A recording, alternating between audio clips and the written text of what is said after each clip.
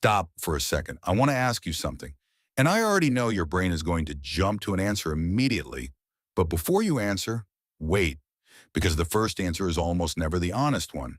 Who is the person you respect most in your life right now? Think about them. Got them? Now ask yourself, why did that person come to mind? Is it because they always make you feel good? Because they never push back on you? Because every time you walk away from a conversation with them and you feel validated and comfortable? No, I am willing to bet the opposite is true. That person tells you things you do not want to hear. That person is hard to get time with. That person does not wait a reaction as to approve of you, and yet they are the first person you thought of. Here is the uncomfortable truth sitting underneath that. You do not respect them despite those qualities. You respect them because of them. And the single word that connects all of those qualities together is one word: power. People love the powerful, not because they chose to, not because it is rational, but because something much older and deeper than rational thinking is running quietly in the background of every human interaction. It is a program, and until you understand how that program runs, you are not the one operating it. Something else is operating you. The scarcity of approval. Here is something most people quietly believe about themselves. People like me because they know me, because of my values, because I am reliable, honest, a good person. Maybe all of that is true. But here is what actually happens before any of it gets evaluated. Before someone decides whether to trust you, respect you, or even genuinely listen to you, their brain runs a silent calculation that happens faster than a thought. It does not ask, is this person good? It asks something older, something more primal. Is this person worth my attention?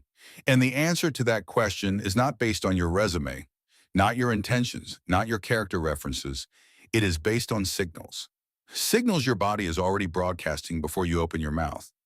The way you move when you enter a room, whether your voice stays steady when someone pushes back or shifts just slightly in pitch when you feel the pressure, whether you speak with the rhythm of someone who needs the room to accept them or someone who simply does not need that, whether your silence is uncomfortable, something the people around you want to fill, or whether your silence is weighted and worth waiting out.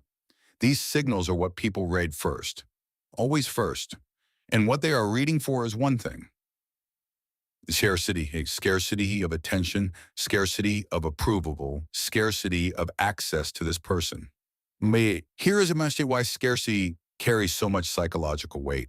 The brain runs on a rule that goes deeper than culture, deeper than education, deeper than whatever personality you have built for yourself. Rare things are valuable. Easy things are not. You can see this in markets. You can see it in nature. You can see it in how human beings instinctively assign value to each other. When something is easy to access, the brain marks it as low value automatically, without deliberation. When something is difficult to access, the brain marks it as high value, also automatically. Now bring that to how approval works between people. If someone approves of everything you do, their approval costs nothing. You know it costs them nothing to give it. So when you receive it, it costs you nothing emotionally either. It feels okay, but it does not mean anything.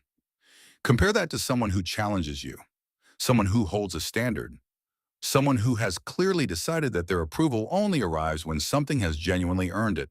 When that person approves of something you did, you feel it differently. You remember it. You think about it later. You may tell someone else about it. Because it was rare, because it costs something to earn. And what is rare and what costs something is what the human brain assigns real value to. Powerful people, whether they have thought about this consciously or not, naturally create this dynamic. Not through strategy, not through performance. It is the automatic byproduct of actually having standards, of saying no when no is the right answer, of not filling every silence with reassurance just to make the room feel better, of not chasing approval because they genuinely do not experience the need for it. And here is the central paradox of power. The moment you stop needing approval, you become the person whose approval everyone around you starts seeking. The less you need to be needed, the more people need you. That is not a trick. That is how this has always worked. Kevin and Marcus. Let me make this concrete. Two managers at the same company, Kevin and Marcus. Kevin walks in every morning as if he is quietly campaigning for something he cannot quite name. He greets everyone, he asks how you are doing, and then actually pauses to wait for the answer. In meetings, he softens every piece of feedback before it lands. He ends most of his sentences with qualifiers. But you might be right, or that is just my take, or correct me if I am wrong. Kevin is warm, he is genuine, he actually cares about the people around him. Marcus is different. Marcus arrives focused. He acknowledges people but does not perform warmth. In meetings, he speaks maybe a quarter as often as Kevin does. But when he speaks, the sentence arrives already complete. No qualifiers, no softening, no invitation for the room to tell him whether his opinion is acceptable. He objects when he disagrees. He says no when no is the answer. He says that approach will not hold, and here is why, and then moves forward without waiting for validation. Now the obvious question, who is liked more? Kevin. Kevin is easier to be around. Kevin makes people comfortable, reduces friction. But now ask a different set of questions. Who gets more genuine apologies when someone is late to their meeting? Marcus. Whose feedback do people replay that night, trying to understand exactly what it meant for them? Marcus.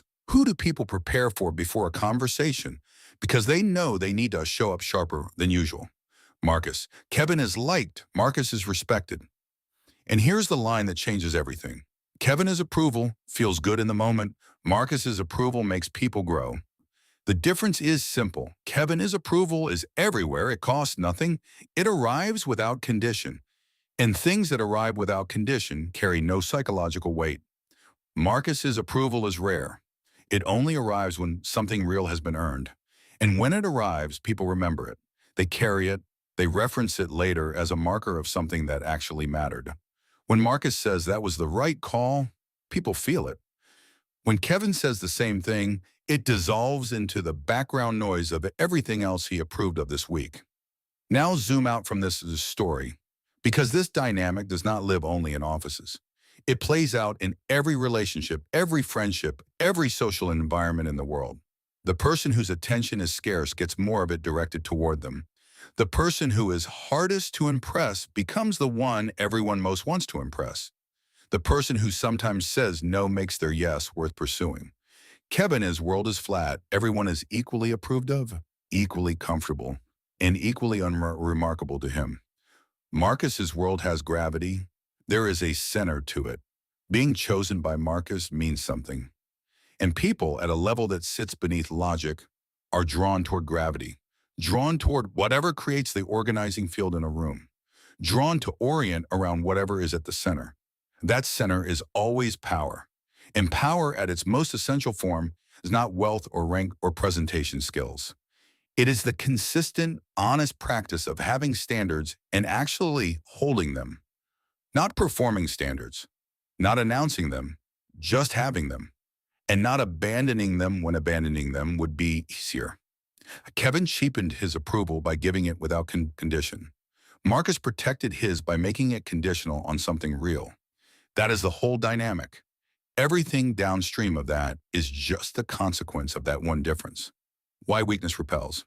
Now let us go to the other side, because to fully understand why power attracts, you need to understand why its absence repels. And I want to be clear about what I mean here. Weakness is not a moral failure. It is not about being a bad person. It is a signal, a broadcast. And what it broadcasts to everyone around you is this: I do not trust myself, and so you probably should not either. The moment our brain receives that signal, it does one thing without asking permission. It creates distance. Not consciously, not out of cruelty. It happens the way a compass needle moves away from a weak field. Automatically, based purely on what is being sensed. This response is ancient. Thousands of years ago, proximity to a weak group member carried real collective risk. A weak member attracted predators, slowed the group, put everyone in danger. The instinct to move away from that signal was never removed from the human system. It was just updated for a different world.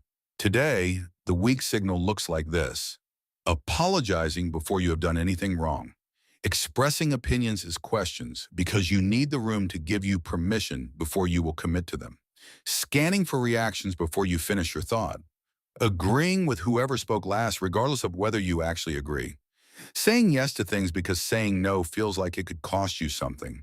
These behaviors can look humble, they can look polite, but they are broadcasting something the people around you are reading without realizing it. And what they rate is, this person will not hold ground when things get difficult. This person is position shifts based on social pressure. This person cannot be counted on to tell me the truth if the truth is uncomfortable. And people stop turning to that person when something real is at stake. Not out of judgment, out of instinct. They turn toward whoever looks like they know where they stand. And knowing where you stand, having a position and keeping it when tested, is the most basic form of power that exists. It does not require wealth. It does not require a title. It does not require charisma or presence or the right industry contacts. It requires that when you say something, you mean it. And when you commit to something, you follow through. That is what people are scanning on. Not polish, not confidence as a performance. Reliability. The person who does what they said they would do is the person a room quietly organizes around. Every time, in every context, without exception. What you can actually do with this understanding, this is half the value. The other half is applying it. There are 4 things, specific and immediate, that shift how people experience your presence. None of them require a personality change. First, make your approval mean something to him. Pay attention to how often you validate things that have not earned validation.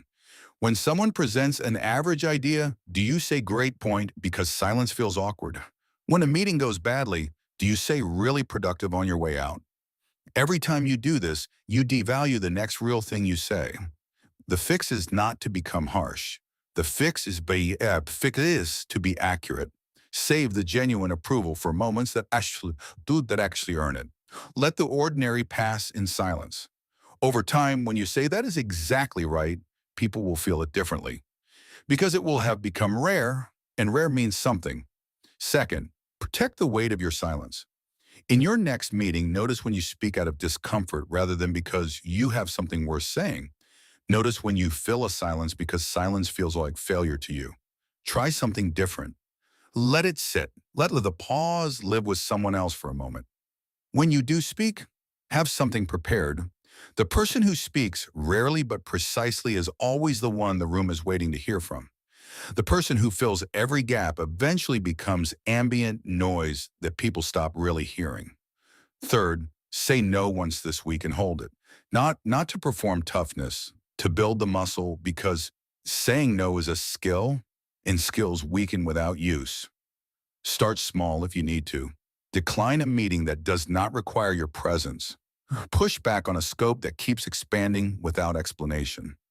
Hold a deadline instead of quietly extending it to absorb someone else is disorganization. Each time you hold a no, 2 things happen. You protect your actual capacity, and you send a signal to the people around you that when your yes comes, it means something. Fourth, let your word be what people count on. Say what you will do not say what you will not, and do what you said. That loop, run consistently over months and years, builds something no amount of charisma can manufacture. It builds the belief in the people around you that you are the person who follows through. And that belief, the belief over time becomes gravity. It becomes what the room organizes around. Not because you performed it, because you kept building it. One kept commitment at a time until it became what people expect from you. Power in the real world. Let me bring this into a space most of you are operating in every day. Business, because the dynamics we have been talking about do not disappear when money is involved. They intensify. Think about the last negotiation you were in, or the last time you were pitching for something, or the last time you were trying to get a hand from a room that was resistant. What happens to the person who needed the deal the most visibly? They got the worst terms. Not because the other side was cruel, because the other side could feel the desperation. And desperation is the clearest possible version of the weak signal. It broadcasts, I need this more than you do. And the moment that signal is received, leverage shifts completely. The powerful negotiator is not the one who needs it less by chance. They are the one who has done enough real work, built enough real alternatives, developed enough real options that they genuinely do not need this particular deal to survive. And that genuine indifference, that real optionality, broadcasts as composure, as confidence, as power.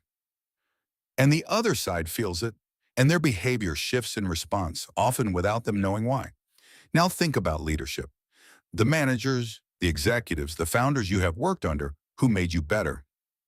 What did they have in common? I would guess they did not manage by making you feel constantly approved of. I would guess they held a standard. They gave you real feedback, which means feedback that actually required something of you. They were clear about what they expected and did not adjust that expectation based on how comfortable it made you feel. They were the kind of person whose opinion of your work you actually cared about, because their opinion meant something, because they had not spent it freely on everything you produced. And working under that kind of person, even when it was uncomfortable, even when the standard felt high, made you better. Because scarcity creates effort. Because gravity creates orientation.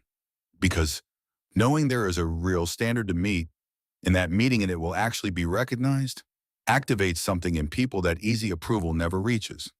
This is what power actually does in a professional context.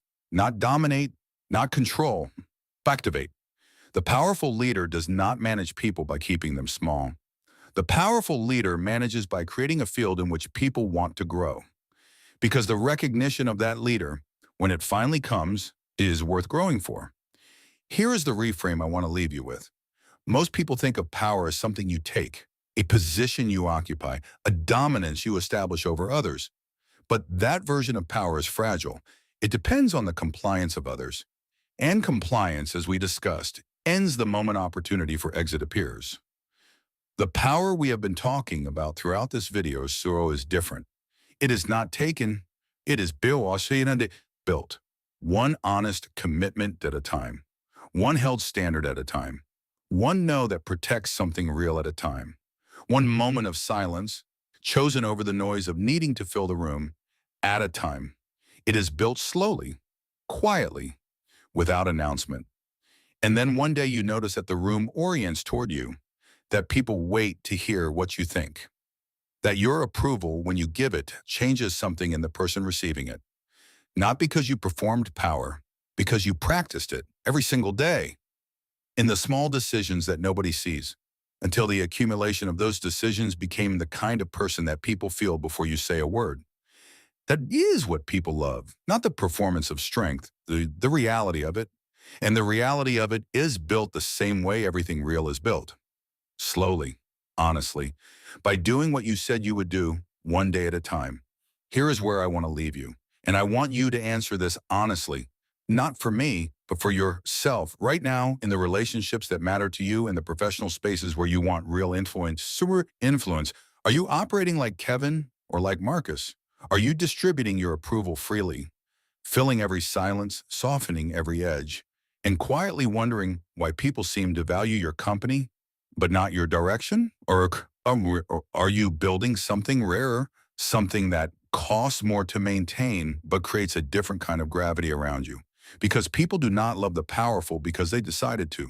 They love the powerful because the powerful provides something that is genuinely rare in the world. A center, a place to orient around, making an man. The sense that someone in the room actually knows where they stand and will still know tomorrow and will know next week. That kind of reliability does not just earn respect. It earns something closer to love. The deep, quiet kind of love that does not announce itself. The kind where someone is just always the first person you think of when something real is happening. So the question is not whether this dynamic exists. It does. It always has. The question is whether you are going to keep being shaped by it without knowing it, or whether you are going to understand it well enough to be the one who creates the field. Leave your answer in the comments. Are you building power or are you building the appearance of it? Because there is only one of those that lasts.